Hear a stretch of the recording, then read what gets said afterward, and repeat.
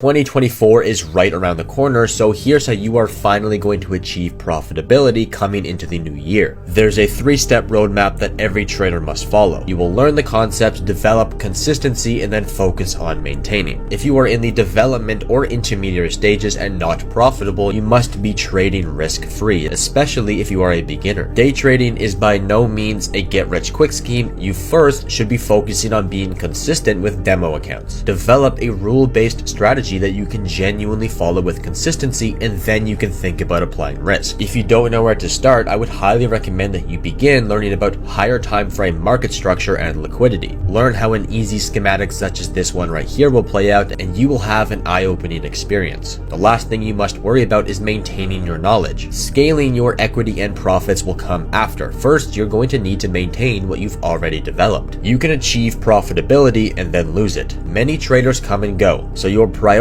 should be to maintain what you've developed. Focus on being a break-even trader, but ideally a profitable trader. If you can consistently apply your rule-based strategy and are a break-even trader, trust me, you are far past the majority of traders. So get ready, because